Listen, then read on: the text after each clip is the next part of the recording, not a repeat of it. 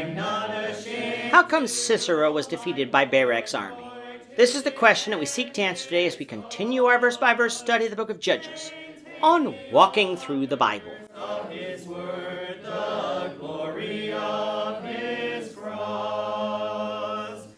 Today we're going to be discussing Judges 4 verses 11 to 16, but before we do that, let's read the passage. If you have a Bible with you, turn to Judges 4 verse 11, but if you don't have a Bible, don't worry. Just follow along with us on the screen. The version that we'll be reading from is the New King James Version.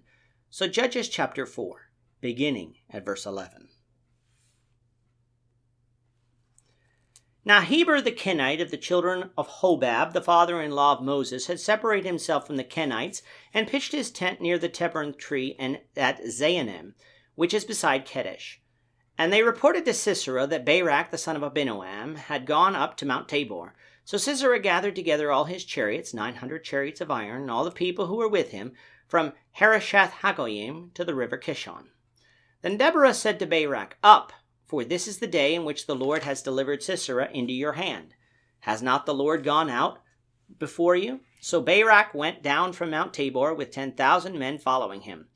And the Lord routed Sisera and all his chariots and all his army with the edge of the sword before Barak. And Sisera alighted from his chariot and fled on foot.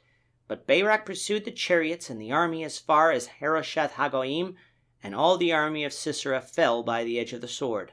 Not a man was left.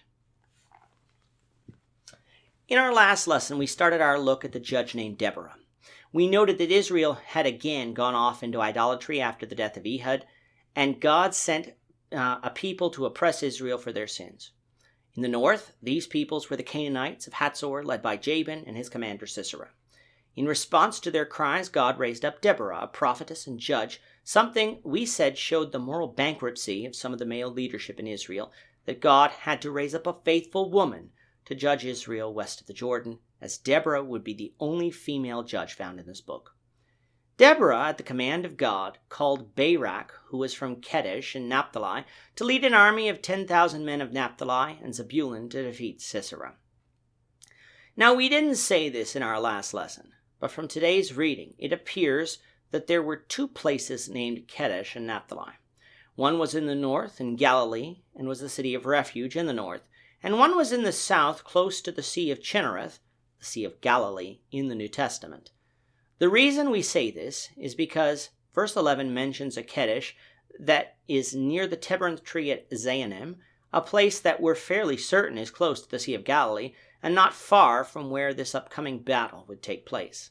So whether Barak was from the north Kedesh or the south Kedesh, we're not entirely sure, but reason would have it that he would be from the south Kedesh, because no effort was made to distinguish the two Kedeshes in this chapter. Regardless, though, Barak only agreed to take this army if Deborah agreed to go with him, showing us his lack of faith, at least in the beginning.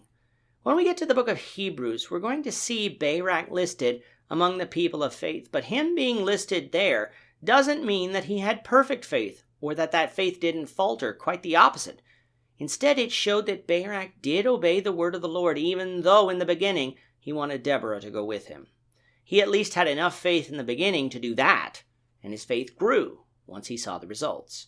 For us, our faith in the beginning might not be that strong, but if we will persevere, grow, and obey God, our faith will grow stronger, and we will thus be stronger Christians, able, through Christ, to withstand the devil more and more. Coming out of verse 11, we find that Heber the Kenite of the children of Hobab, the father-in-law of Moses, had moved from Judah towards the terebinth tree at Zaanannim, near the Sea of Galilee. Now, why might this have been? Recall from the end of chapter 3 that at the same time as this story was going on, the Philistines were afflicting Judah, requiring God to raise up Shamgar as judge. So it could very well be that Heber and his family moved north in order to escape that. Mention is made of this because it is going to become important to know this later on in the story. As Barak was assembling his army, verse 12 says that the word got back to Sisera that this was happening, so he decided to assemble his army with all his chariots and travel from Harosheth-Hagoyim into the Jezreel Valley towards the river Kishon, near Mount Tabor, in order to fight Barak's army. As Deborah will point out to Barak, this would be the Lord's doing, For the Lord used Sisera's pride and trust in numbers against him in getting him to think that his army could defeat Barak. But of course it couldn't, because the Lord was with Barak and the army that he raised. So again, we see that if the Lord was with Israel, they could defeat any foe, no matter the numbers, and no matter how equipped they may be. There is nothing that can withstand the judgment of the Lord when it is executed. It is said that Barak's army routed Sisera's army with none of them living. Only Sisera escaped on foot, but the rest of his army was destroyed. What would happen to Sisera? We'll deal with, the Lord willing, in the next lesson. With that, our time is up for today. The Lord willing, we hope you'll join us for tomorrow's discussion of Judges chapter 4, verses 17 to 24, as we continue our walk through the Bible, one verse at a time. Thank you for watching today's episode. We hope that you found it edifying and ask that you not only subscribe to our channel and podcast, but that you like and share this episode among your friends, so that the saving gospel of Jesus Christ can go out to the whole world.